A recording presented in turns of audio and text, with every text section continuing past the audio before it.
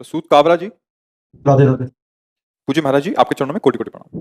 महाराज श्री, दूसरों से प्रतिस्पर्धा मन हमेशा करता रहता है, ना स्वयं खुश रहता है, ना दूसरों को देखकर प्रसन्न होता है। इस कारण किसी पर भरोसा ही नहीं रहा। महाराज जी, उपाय बताएं, क्या करें कि देखो, धैर्यपूर्वक सुनिए। हमारा मन मलिन हो गया है। यद्यपि ये स्वरूप में भगवत स्वरूप ही है, इंद्रियाणाम मनश्चास्मि, ये भगवत स्वरूप है, पर माया जनित गलत आचरणों का चिंतन, भोगने का संकल्प और भोग क्रिया, इसने हमारे अंतःकरण को मलिन कर रखा बहुत जन्मों से। कोई हमारा पहला जन्म नहीं हुआ है, बहुत जन्म हो चुके हैं। ये जन्म जन्मांतरों से मलिन मन दुर्वासना मम सदा परिकर्षयन्ति, ये दुर्वासना हमको घसीटती रहती है।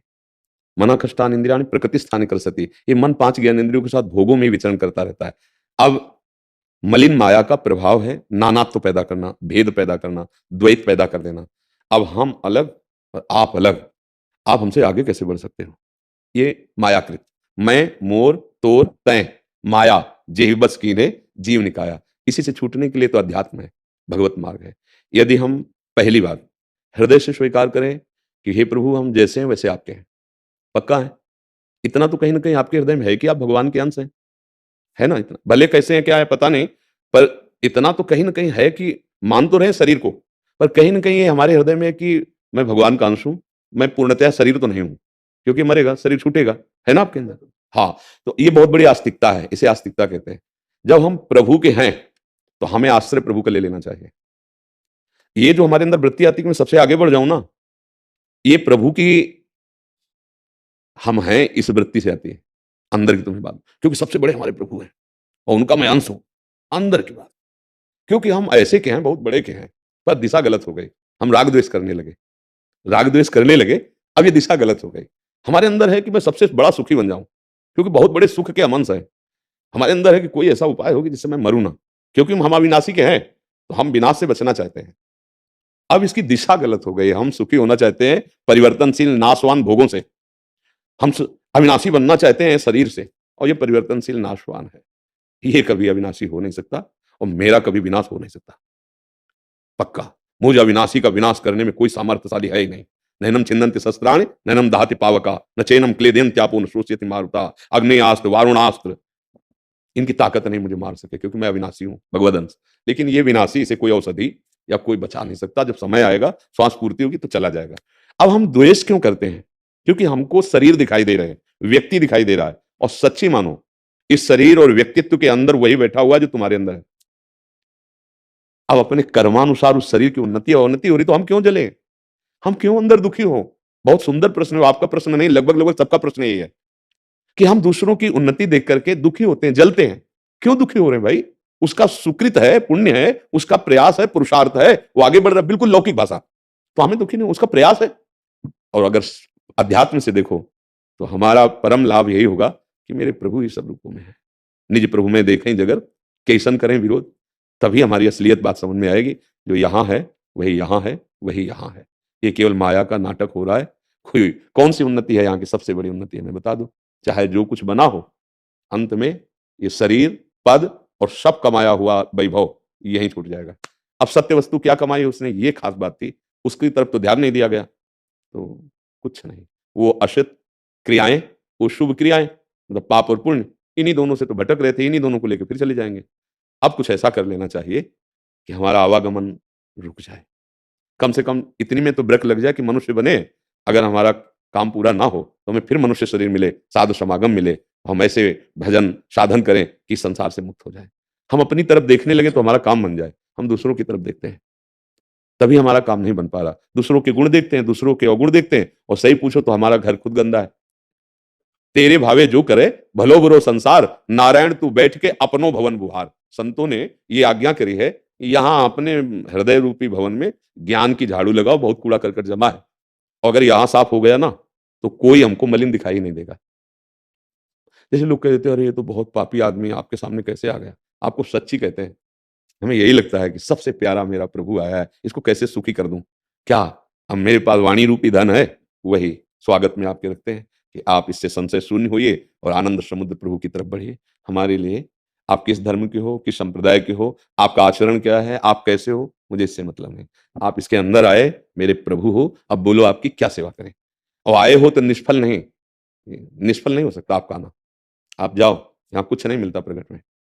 लेकिन तेरे दरबार की आली निराली शान ये देखी, सखावत खुद तेरी गलियों में चक्कर काटते देखा, फैलाया हाथ जिसने तेरे दरबार में आकर, तुझे देते नहीं देखा, मगर झोली भरी देखी। जाओ, आशीर्वाद ऐसे नहीं होता।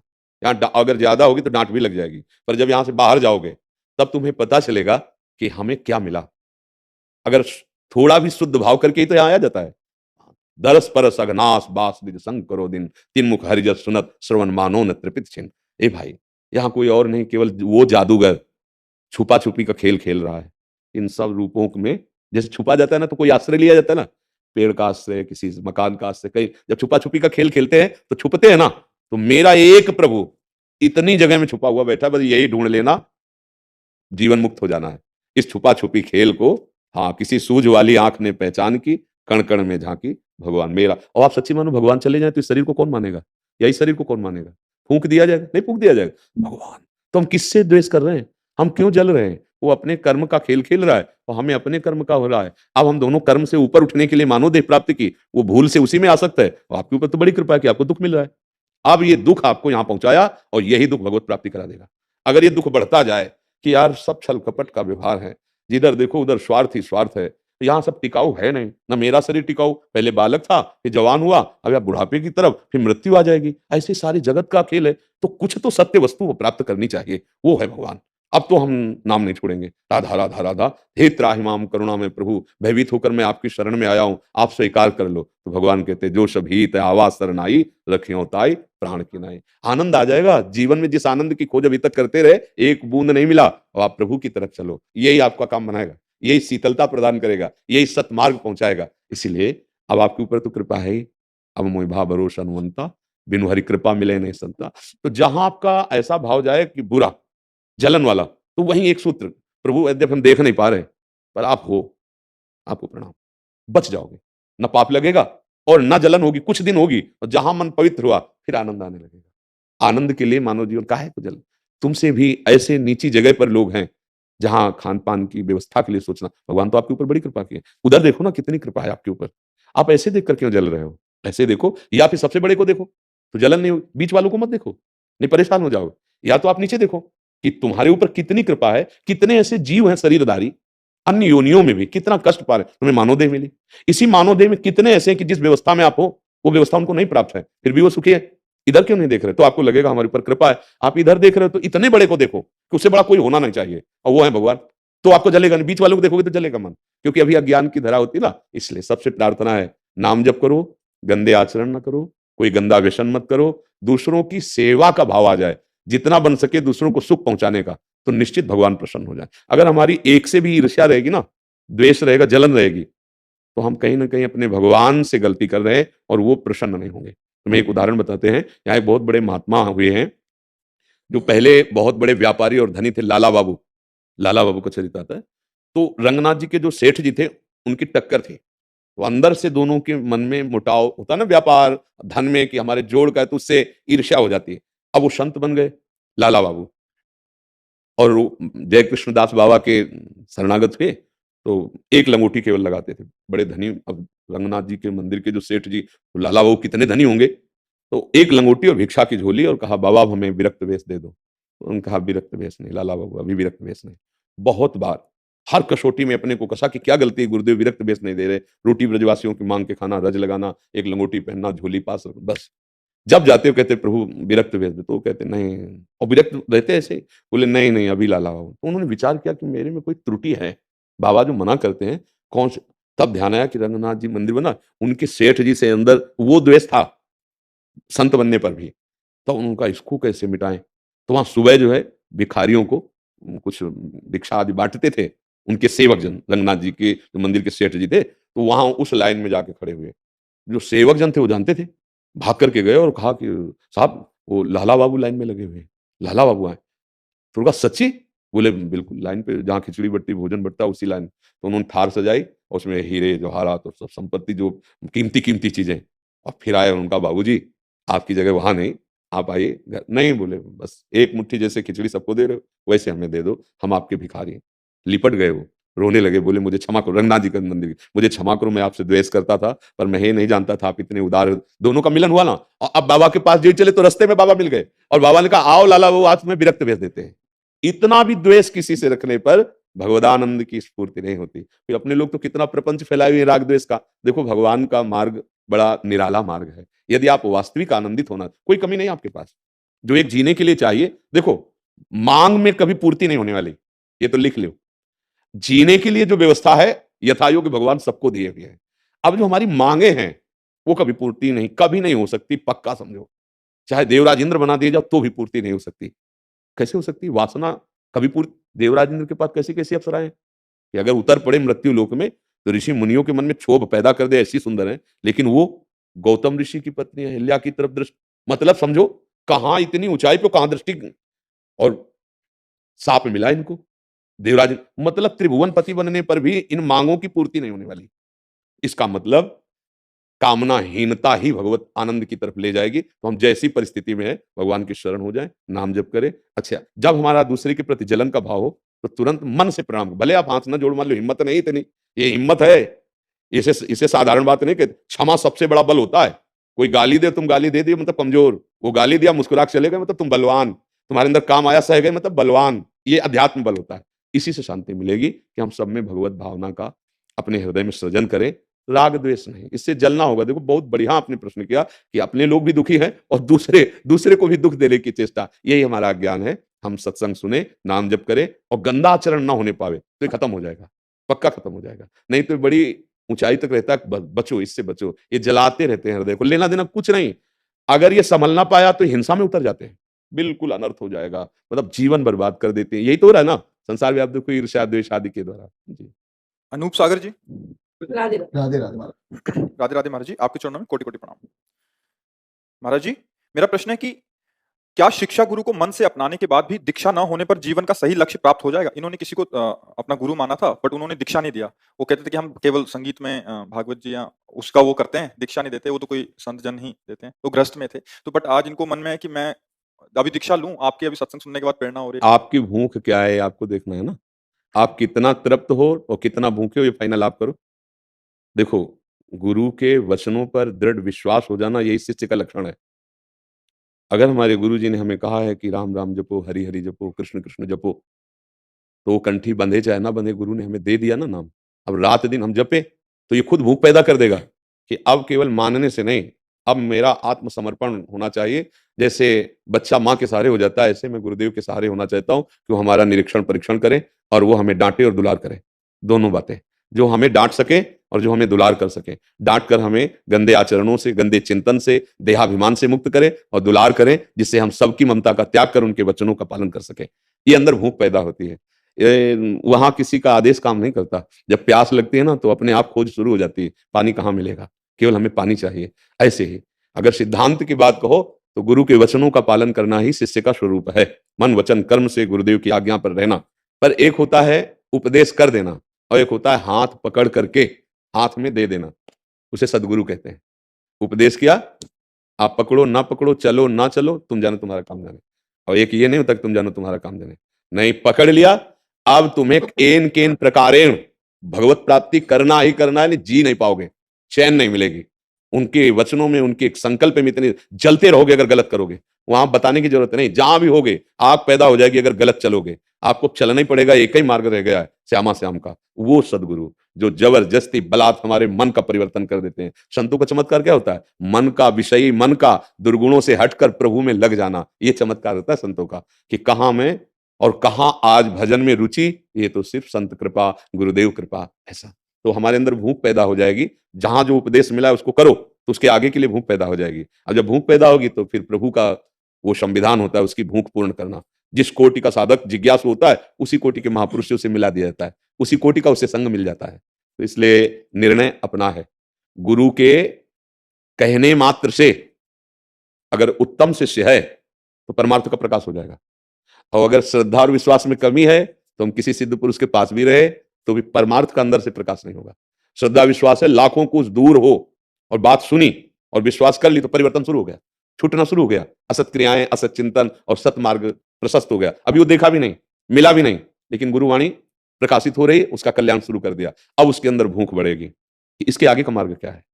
केवल छोड़ना पकड़ना ही नहीं, ऐसा विश्राम जो गोस्वामी जी कह रहे, पायो परम विश्राम राम समान प्रभु नाही कहूं, वो विश्राम कैसे मिलेगा। तब खोज शुरू होती है, तब भगवान स्वयं जिनकी खोज कर रहे हो, बंदो गुरुपद कंज कृपा सिंधु नर रूप हरि महामोह तम पुंज जासु वचन रवि कर निकर। महान मोह रूपी अंधकार का नाश करने के लिए जिनके वचन सूर्य के समान, वही भगवान नर रूप धारण कर गुरुदेव के रूप में हाथ पकड़ लेते हैं और फिर वो यात्रा प्रारंभ होती है जिसे अध्यात्म कहते हैं। वास्तविक नाम जप का फल है गुरुदेव की प्राप्ति, और गुरुदेव की कृपा से जो नाम मंत्र मिलता है वो सभी स्वरूपासक्त लीला में प्रवेश कराता है। इसीलिए कहीं भी कितने भी बड़े महापुरुष जनों के भाव को देखो, किसी न किसी महापुरुष को आदर्श मानकर उनकी उपासना को स्वीकार करके ही सिद्धावस्था को प्राप्त हुई है। बाहर की बात अलग है, अंदर की यात्रा तभी प्रारंभ होती है जब गुरुदेव होते हैं। तभी गोस्वामी जी ने लिखा, चाहे शिव बिरंती सम हुई गुरु बिन भव नितर। जैसे सत्संग हो रहा है, ये सार्वजनिक, पकड़ो ना पकड़ो तुम्हारी मर्जी, लेकिन जब गुरुदेव आज्ञा करते हैं कि आप सुनते हैं आपको ये करना, उसमें पकड़ने और विचार की जरूरत नहीं, अब वो मानना ही मानना है। ये बात अधिकार पूर्वक कही जा सकती है तब जब अधिकार दे दिया जाता है, अपने जीवन का अधिकार, कि अब आप अब जो ही कहें करें हम सोई आयस ले चले। ये होता है संबंध, ये तो मेरे गुरुदेव भगवान हैं, अब तो कुछ नहीं, जो बोला वो हमें पालन ही करना है। अय मन न तेरी सुननी, न बुद्धि तेरी सुननी, न बाहर किसी की सलाह, अब तो वही जो कहा वही बस निकल गया, वो निकल गया मोह रूपी दलदल से, जासु कृपा सब भ्रम मिट जाए। हाँ, गुरु प्रसन्न साहब अनुकूला मिटी सकल कल्पित भय। गुरुदेव प्रसन्न है क्योंकि हम उनकी आज्ञा में चल रहे हैं, तो ये माया का कल्पनात्मक जो भय था वो नष्ट हो गया, निर्भय पदवी की प्राप्ति हो जाती है। तो गुरुदेव हमारी माँ जैसे है, हम चाहे जितने मलिन हो, उनकी गोद में बैठने के लिए हमें किसी अधिकार की जरूरत नहीं होती। जब अपना गुरुदेव मान लिया जाता है ना, तो दूसरों के लिए वो कुछ भी हो, अपने को लगता है ना हमारे गुरुदेव की बात कर रहे हैं ना, हमारे मतलब जैसे हमारी माँ हमारे गुरुदेव। बस ये जो अपनापन हुआ, ये संसार की ममता और मोह से निकाल देता है। भगवान कपिल देव जी कहते हैं, जो आसक्ति संसार में बंधन का कारण है, वही जब भगवत प्रेमी महात्माओं से हो जाती है तो मोक्ष का खुला हुआ द्वार हो जाता है। तो हमारा जन्म सार्थक हो जाए यदि हमें भगवान सदगुरुदेव के रूप में पकड़ ले। हम तो चंचल बच्चे हैं, छुड़ा के भागने की भी कोशिश करेंगे, पर जैसे बाजार की कोई वस्तु देखता है बच्चा, तो उधर बढ़ता है, तो मां नहीं पकड़ देती, हे चल इधर चल। ऐसे हमें सदगुरुदेव चाहिए कि हम तो मलिन हृदय वाले संसार को ही चाहेंगे, वो हमको चल इधर प्रिया प्रीतम की तरफ, और वो हमारा हाथ उनके हाथ में दे दे, ये पकड़ो आपकी वस्तु। अब वो करुणा में जे ही हमें स्वीकार करेंगे, फिर कोई भय नहीं, कोई शोक नहीं, कोई चिंता नहीं, जीव निहाल हो जाता है आश्रय मात्र से। महाराज जी इसी संदर्भ में एक और राजीव उपाध्याय जी, महाराज जी इनका भी ऐसा ही प्रश्न था, यदि पहले किसी गुरु से बाल्यावस्था में दीक्षा प्राप्त हो, बाद में आगे यदि मंत्र के इष्ट ने राधा नाम में रुचि पैदा की और राधा नाम में भाव आने लगा, तो क्या हम नाम में और प्रीति बढ़ाने के लिए एवं परंपरा। देखो इसमें एक बात है, हमको एक बात ये समझनी है, हमारा लक्ष्य है भगवत प्राप्ति। गुरु 10-20 नहीं होते, एक तत्व होता है, वो 1000-2000 रूप धारण कर सकते हैं। जैसे दत्तात्रेय भगवान ने 24 गुरुओं का वर्ण किया, तो 24 गुरुओं का वर्ण नहीं किया, गुरु तत्व एक है और जगह जगह पर वो उपदेश देता पाया गया। अब बाण बनाने वाला बाण बना रहा है, राजा की सवारी निकल गई, आप अवधूत रूप में वहीं खड़े थे, तो एक सेवक आया राजकीय कर्मचारी, उसने पूछा, ए बाण बनाने वाले, महाराज की सवारी कितनी दूर गई?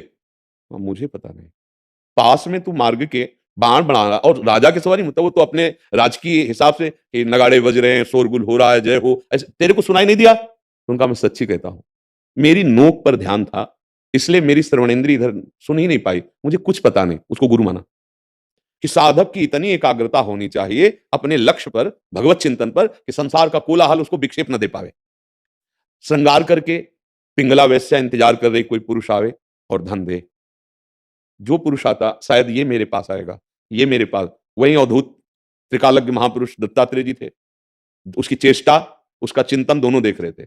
रात्रि के 11 बज गए, कोई भी, बड़ी निराश हुई, इतनी घृणा हुई अपनी वृत्ति पर, धिक्कार है मुझे, रात से मैं संकल्प करती हूं कि किसी भी पुरुष को शरीर नहीं छूने दूंगी, चाहे प्राण निकल जाए, मैं ऐसी गंदी वृत्ति धारण नहीं करूंगी, अपनी आत्मा में रमण करूंगी, अपने प्रभु हरि में रमण करूंगी। उसी समय उसे गुरु माना, उसकी वृत्ति को, पिंगला को। 24 गुरुओं में देखो, बाज जो है वो मांस का टुकड़ा लिए जा रहा था, कई बाज आए झपट पड़े, उसने मांस को छोड़ दिया, सारे बाज लड़ते उसमें चले गए, बाज श्याम पक्षी को गुरु बनाया। उपासक ऐसे विषय को स्वीकार न करे जिसमें प्रपंच, अगर ऐसा विषय आ भी गया है और दिखाई दे रहा है कि हमारे भजन में विक्षेप, तो उसे छोड़ दे। जगह जगह वृत्ति को गुरु माना है, इस वृत्ति को, इस वृत्ति। तो हमारा जहां भाव पुष्ट हो रहा है, मेरे गुरुदेव अब ये रूप धारण करके मुझे समझा रहे, अखंड मंडलाकारम व्याप्तम चला। गुरु तत्व में बदलाव नहीं हुआ, रूप में बदलाव हो गया, रूप बदल गया, और ये रूप परिवर्तनशील है, ये भी नहीं टिकेगा, पर गुरु टिकेगा। अगर आपको कोई प्रश्न रहेगा तो किसी रूप में गुरु उत्तर आके दे जाएगा। वो शास्त्र का खुल जाएगा आपके सामने, वो बात आपके समझ या हृदय से स्फुरित हो जाएगा, या कोई महापुरुष बोलता हुआ नजर आएगा, अब ओहो मेरे गुरुदेव यहाँ से उत्तर दे रहे हैं। पहचानना है मेरे गुरुदेव कौन से रूप में बोल रहे हैं। मेरे गुरुदेव बोले 2 गुरुदेव बना लिए, 3 बना लिए, नहीं नहीं नहीं, गुरुदेव एक ही है, वो कहीं से बोल सकते हैं। हर ऑफिस गुरुदेव की है, किसी भी ऑफिस में बैठ के बोल सकते हैं। अब बोलो क्या संशय रहा?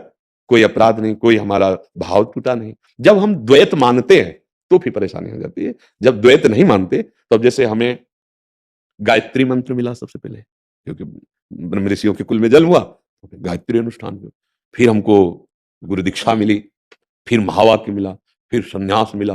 अब वो चैप्टर इधर बदला, अब आकर के इधर शरणागति हुई, निज मंत्र वैराग्य वेश उधर में, तो फिर क्या है?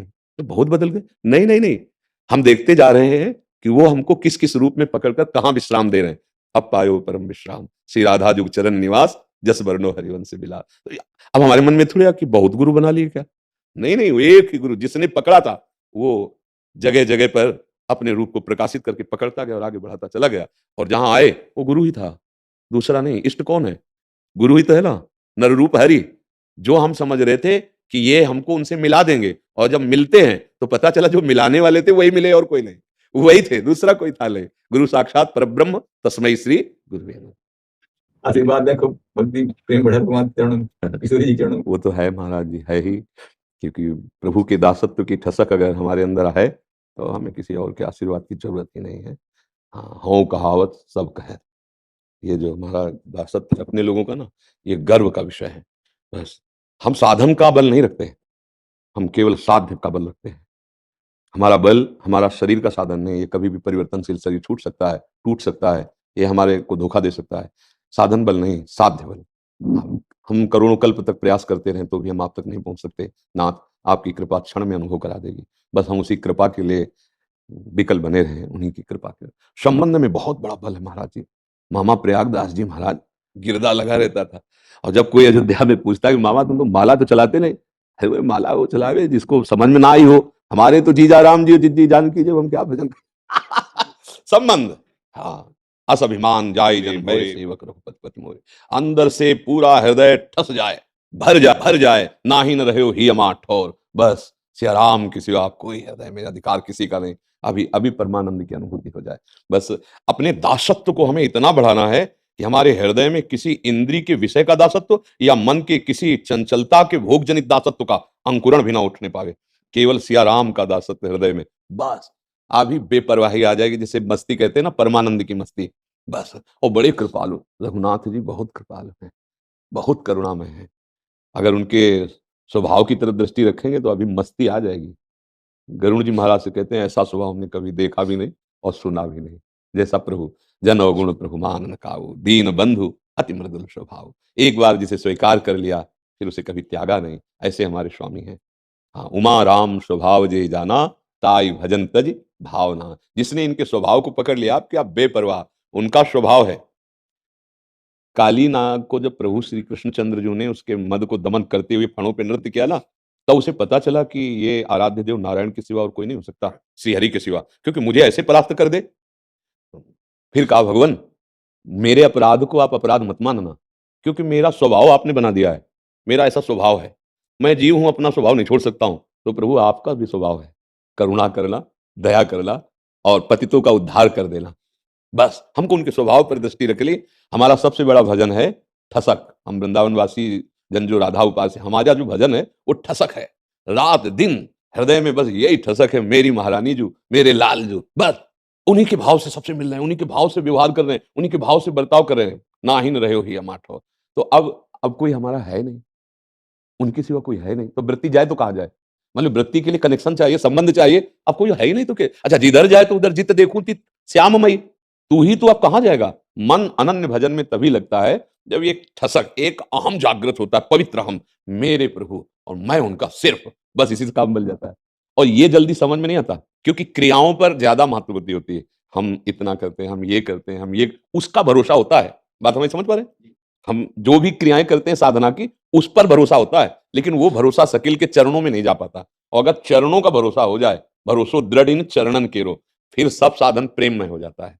फिर रात दिन उसका सोना जागना, उठना बैठना, चलना फिरना, ये सब भजन एक क्षण के लिए कभी विस्मृति नहीं होती, जहां ठसक आ जाती है। तो बस हम आप सब भगवान के दास हैं, हमें अन्य आश्रय, अन्य बल, अन्य भरोसा और अन्य के आशीर्वाद की भी जरूरत नहीं। बने तो रघुवर ते बने और बिगड़े तो भरपूर, और तुलसी औरन ते बले ताबलिबे पे। हाँ हाँ, हम ऐसी ठसक में रहना है अपने आराध्य देव रघुनाथ जी की ठसक में। आप तो कुछ रहे, जिधर देखो उधर उसी का प्रकाश हो रहा, जड़ चेतन जग जीव जत सकल राम में जान। हमारा बस उसी से संबंध, उसी से दृढ़ता, यही हमारे दासों का आंतरिक विषय है, यही स्वभाव है, यही निष्ठा है। और ये हम आपकी स्तुति कर रहे हैं, आपको उपदेश नहीं कर रहे। हाँ, जैसे सबरी जी के सामने भगवान नवधा का उपदेश नहीं कर रहे, स्तुति कर रहे, क्योंकि भगवान के सामने ही पधार रही हैं, भगवान के धाम को जा रहे, उपदेश उसे दिया जाता है जो साधन करे। तो भगवान करे ये हमारी नौ भक्ति है, और एक भी हो तो मुझे परम प्राण प्रिय, और आप में तो नौ विराजमान। सबरी जी तो जो हम वर्णन कर रहे, ये आप में जो विराजमान उसका वर्णन कर रहे, ये आपको धारण नहीं करना, ये आप में है, बस उसी की ठसक में रहे। अजीत सिंह जी ग्वालियर से। राधा वल्लभ श्री हरिवंश। गुरुदेव आपके चरणों में कोटि कोटि प्रणाम। गुरुदेव मैं मध्य प्रदेश पुलिस में पदस्थ हूँ, वर्तमान में माननीय मंत्री मध्य प्रदेश शासन की निजी सुरक्षा में तैनात हूँ। गुरुदेव मुझे ड्यूटी के दौरान किसी को धक्का या बल प्रयोग में अपराध तो नहीं लगता होगा? महाराज जी मेरा बहुत मन में संशय रहता है, किसी को धक्का दे रहा हूँ। नहीं, आप तो पुलिस में हो, अब वो एक राष्ट्र के किसी पद पर है और आप राष्ट्र सैनिक हैं और आप उसकी सुरक्षा करनी, तो उसमें धक्का दे देना या हटा, अब मान लो आपको संशय हो रहा है कि ये अहित कर सकता है, तो तत्काल उसको गिरा के बंदी बनाना भी पड़ेगा, उसको दंडित करना पड़ेगा। अगर उसको ऐसा कुछ मनोभाव या ऐसी कोई चेष्टा नजर आई, तो उसके लिए तो आपका कर्तव्य है, वो कर्तव्य में दुख नहीं, उत्साह होना चाहिए। कर्तव्य के लिए दुख नहीं, वो कर्तव्य है। दुख वहां होना चाहिए जब हम किसी अधर्म आचरण की तरफ अपने मन बुद्धि को देखें कि ये कानून के विपरीत या धर्म के विपरीत, तो हमें दुख हो। नहीं, ऐसी आवश्यकता पड़ने पर हम जब किसी की रक्षा में, तो हम अपने प्राणों का विसर्जन भी कर सकते हैं। तो अगर कोई हम जिसकी रक्षा में है उसका अहित करना चाहता है, तो फिर चाहे उसके भी प्राण चले जाएं, क्योंकि ये विषय है ना। अब मान लो आप अब वो आपके भरोसे, आप वहां अपने प्राणों की बाजी लगा करके, अब मान लो कोई प्रहार करने के लिए आ रहा है, अब ऐसे नहीं संभल रहा है, तो फिर उसके लिए अस्त्र शस्त्र इसीलिए तो धारण किए जाते हैं, फिर तो वार करना पड़ेगा, क्योंकि अब रक्षा करनी है ना। अब वहां थोड़ी देखना है कि इसमें भगवान है, आप हो, पर आपने जो स्वांग किया उसका उत्तर इसी से मिलेगा। बहुत ज्ञान में समझने की जरूरत है। मतलब आप समझो, सब में भगवान है, आवश्यकता पड़ने पर जो हमारा कर्तव्य उसमें बख्शेंगे नहीं, ये शुद्ध ज्ञान है। अब सामने से पागल कुत्ता चला रहा है काटने के लिए, बचाव पक्ष में रहना है, पहले तो हमें बचने की कोशिश करनी है, अगर नहीं तो फिर उसको हम काटने नहीं देंगे, प्रयास करना है ना। अब ये प्रयास ना करना कायरता होगी। अर्जुन जी कह रहे हैं ना कि हम नहीं इनको मारेंगे, हम भिक्षा मांग के जी लेंगे। भगवान क्या कह रहे हैं? गलत गलत, मारो इनको, मारो। समझ रहे ना? तो जिस पद पे, जिस कर्तव्य पे भगवान ने हमको रखा है, उस पे हम ना अपने प्राणों का मुंह और न दूसरे का। अगर हम जिसकी सुरक्षा में लगे तो पहले हमारे प्राण जाएंगे, इसके बाद उसको कुछ हो सकता है। हम अपने कर्तव्य पे है ना, तो फिर क्या होगा? भगवान कहते हैं जीतोगे तो भूमि का राज्य मिलेगा, और अगर मारे गए तो स्वर्ग की प्राप्ति होगी। लेकिन तो बस फिर हमको अपने कर्तव्य पे रहना है। अगर हमारा शरीर पूरा होता है तो जो उत्तम गति होती है वो मिलेगी, और अगर हम रक्षा कर पाए तो फिर आपका विशेष पदाधिकार बढ़ जाएगा। नहीं बढ़ जाएगा? क्योंकि आपने अपने प्राणों की बाजी लगाकर रक्षा की। इसमें नहीं देखना धक्का लगाना या उसको रोकना या इस तरह के प्रयास करना या ज्यादा उद्दंडता पे दंड दे देना, ये हमारा कर्तव्य पूजा होगी। उस पर कभी दुखी नहीं होना। दुखी होना है हमारे द्वारा अधर्म ना होने पाए, और वो सब कोई जानता है कि अधर्म क्या है। अंदर बैठा प्रभु संकेत कर देता है कि ये अधर्म है, तो अधर्म का त्याग कर दे, और धर्म पालन के लिए बिल्कुल बहुत विवेक की जरूरत है। धर्म पालन के लिए हम जिस वेश में हैं, जिस उद्देश्य में है, जिस कर्तव्य में है, उसका सांगोपांग पालन करना है। अगर भगवान शूकर रूप धारण करते ना, तो पूरी लीला शूकर की करते। सूंघ कर पृथ्वी का पता लगाया, दाढ़ पे पृथ्वी को रखा। भगवान मत्स्य रूप, तो फिर वही जो स्वांग रचते हैं वैसे ही। जब नरसिंह रूप, वही दहाड़ वही भर।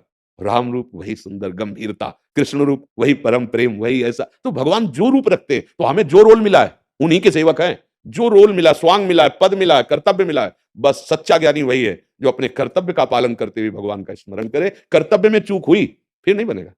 हाँ, हमारे ऊपर जैसे आप प्रहार कर रहे हैं, तब हम आंख मूंद लेंगे, क्योंकि हमारा वेश क्या है? हमारा कर्तव्य है कि हम सहेंगे और देखें। आपका कर्तव्य नहीं। आपका हाथ उठा के तत्काल उस हाथ को अपने कब्जे में कीजिए। हमारा क्या है? आपने हाथ उठाया, हम देख रहे हैं कि आप ही हो ना, तो आपको जीवन समर्पित है। आप जैसा आपका कर्तव्य है, अंदर से भगवत भाव और अपने कर्तव्य का पालन करना। ठीक है? ऋषि अग्रवाल जी हैदराबाद से। राधा वल्लभ श्री श्री हरिवंश महाराज जी आपके चरणों में कोटि कोटि प्रणाम। गुरुदेव मेरे प्रिया प्रीतम और आपकी कृपा से हम भगवान का नाम लेते हैं जो कि अविनाशी और स्वयं परब्रह्म है। इसके कारण हर समय उत्साह रहता है और छाती फूली फूली से रहती है। ऐसा लगता है कि हमारा कोई क्या बिगाड़ सकता है। फिर हमें उस समय विचार आता है कि ये क्या आत्मविश्वास है या अहंकार। इसकी वजह से कई बार डर लगता है कि इसी हाँ, जन्म में अगर अहंकार भगवान हम नहीं तब मिले। मानेंगे जब हम किसी का अहित करने चलें इस बल पे, वो भक्त हो नहीं सकता। अगर हम अहंकार का परिचय जानना चाहते हैं, तो अपने में गुणाभिमान, दूसरों में दोषों का दर्शन और अपने बल से हम दूसरों को परास्त करना, नीचा दिखाना, इसे अहंकार कहते हैं। और ये अहंकार कि मैं प्रिया प्रीतम का हूँ, प्रभु का हर समय स्मरण कर रहा हूँ, तो इस अहंकार में इतनी मृदुता होती है कि वो सबके सामने झुकेगा, दैन्य रहेगा, सबको सुख पहुंचाने की भावना करेगा। इस अहंकार में पवित्रता है, इस अहंकार में उदारता है, करुणा है। मलिन अहंकार में ये जो देह का भाव है ना, और गुणों का अभिमान है, मैं विद्वान हूँ, मैं ऐसा गुणवान हूँ, मैं ऐसा मैं, इसमें दोष है। लेकिन प्रभु के जैसे हम अपने लोग कहते हैं, मेरी महारानी श्री राधा रानी, हमारे माई सामाजु को राज, तो इसका मतलब थोड़ी है कि ये अभिमान से हम दूसरों को द्रोह करने, नहीं, दूसरों के सामने और झुकना आ गया।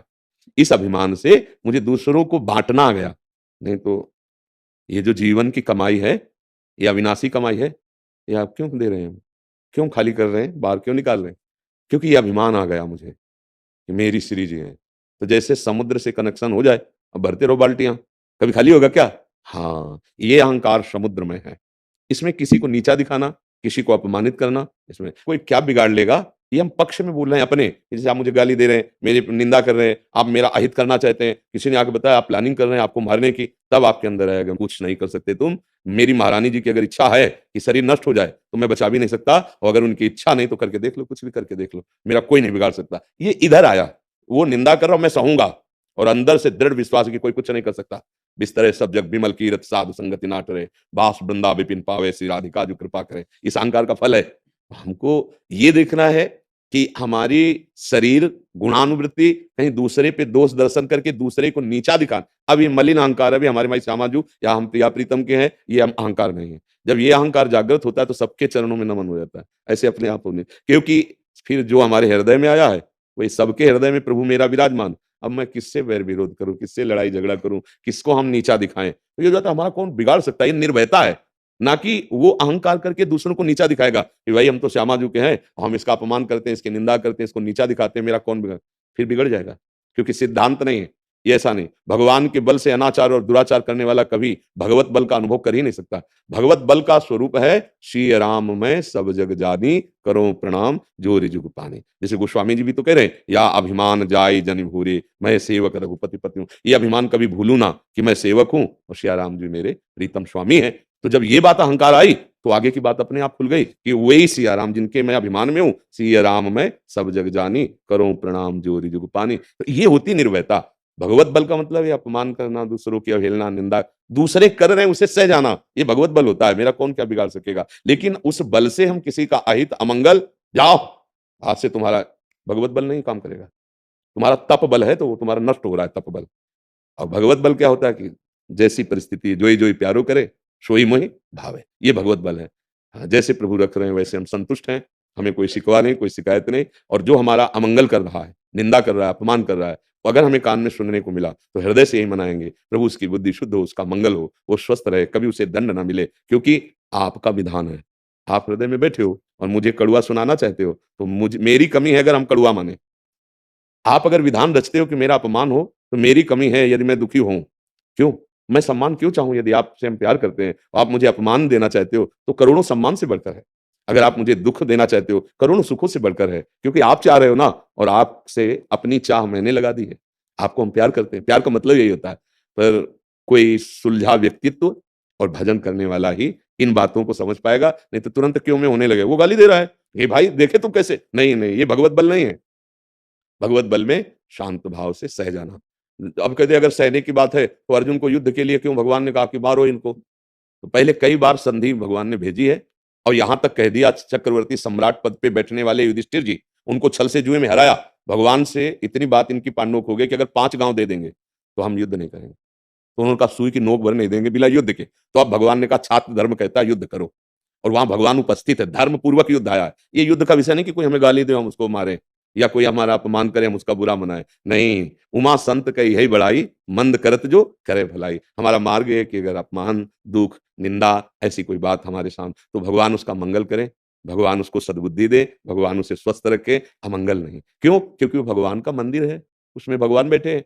तो वो हमें गाली क्यों दे रहा है? क्योंकि हमें पक्का कर रहा है कि तुम्हारी साधना पक्की हुई कि नहीं। जैसे कुम्हार मटकी को बजा के नहीं दिखाता, देख लो बिल्कुल पक्की है। ऐसे भगवान अपने भक्त के हृदय की स्थिति समाज को दिखा रहे हैं। अपमान कर रहा है, गाली दे रहा है, वो कह रहे हैं तुम्हारा मंगल हो, तुम स्वस्थ रहो।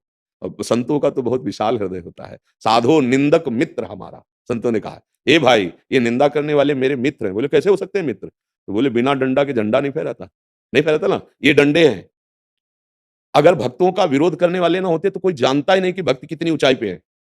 जब जहर पिलाया गया, उनको मारने की कोशिश की गई और वो अपनी निष्ठा में तब लगाया क्या भक्त है। जैसे प्रहलाद जी, मीरा जी, बड़े बड़े महापुरुष, तो क्या हुआ, इस इनके भक्ति के झंडे को फहराया किसने? विरोधी पक्ष ने नहीं फहराया। यार डंडा तो चाहिए ही झंडा फहराने के लिए। तो अगर भगवान डंडा तैयार कर रहे तो दुखी होना है क्या? नहीं, ये भक्ति की निर्मलता है। अब फहराएगा विमुख रूपी डंडे के ऊपर भक्ति का झंडा। मीरा जी की महिमा हम क्यों गाते हैं? उनके इतने विरोध पर भी उन्होंने गिरधर को प्राणों से प्यार किया। मेरे तो गिरधर गोपाल दूसरों ना कोई। प्रहलाद जी पहले भक्तों की गणना में, जहां भक्त नाम शुरू होता है तो पहले प्रहलाद, नारद, नारद जी गुरु हैं दूसरे नंबर पे। पहले प्रहलाद 5 वर्ष का बालक, और इतनी निष्ठा कि त्रिभुवनपति हिरण्यकश्यप क्या क्या विरोध कर रहा है, पर वो कभी शिकायत नहीं की, न प्रभु से बोले और न हिरण्यकश्यप से बोले इस विषय की मुझे क्यों कष्ट दे रहा है। और जब पूछा तेरा भगवान कहाँ है, तो उनका तुम्हारी तलवार में, तुम में, खंभे में जिसमें बांध रखा है। तो खंभे से भगवान प्रकाशित हो गए।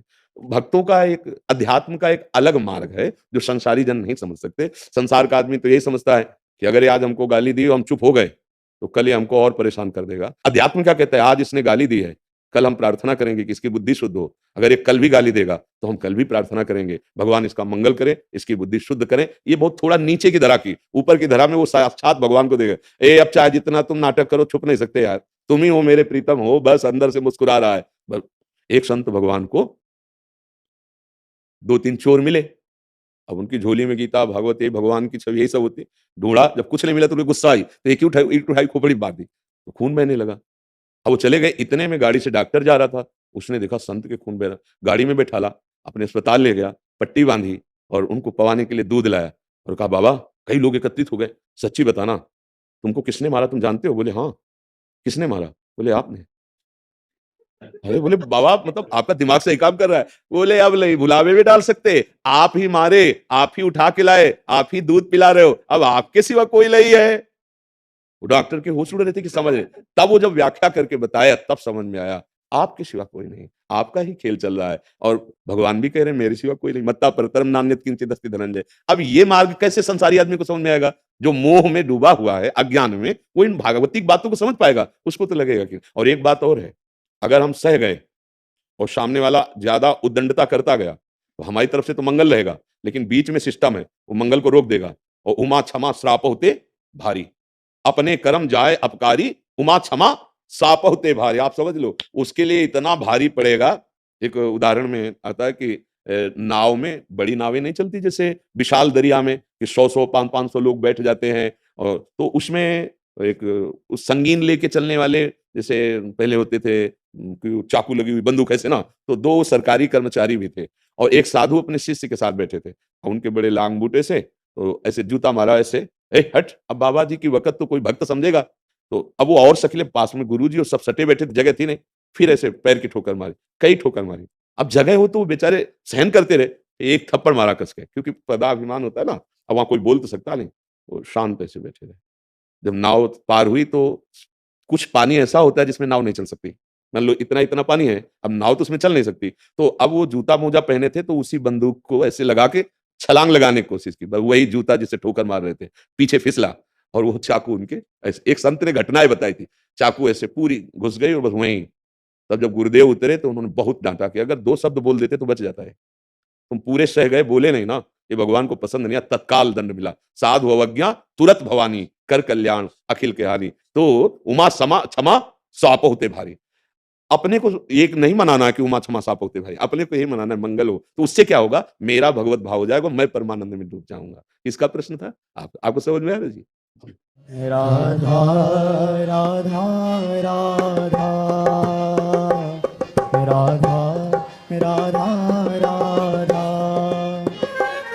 राधा राधा राधा राधा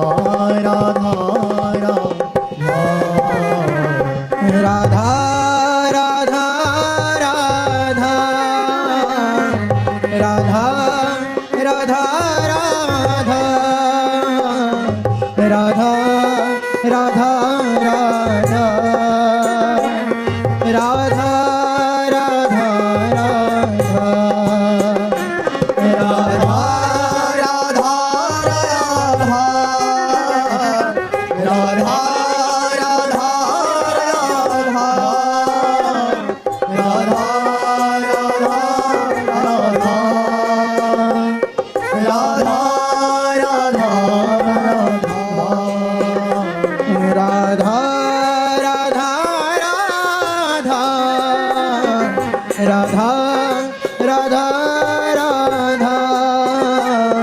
राधा राधा राधा राधा राधा राधा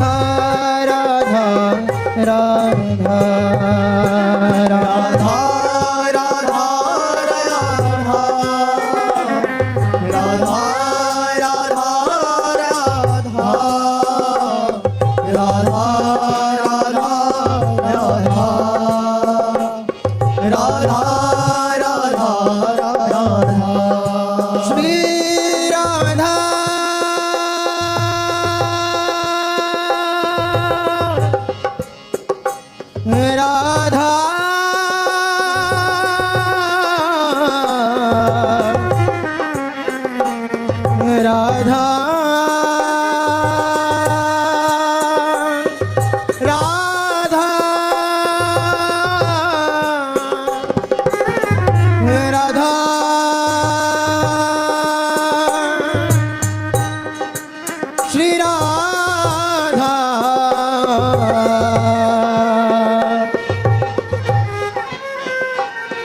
राधा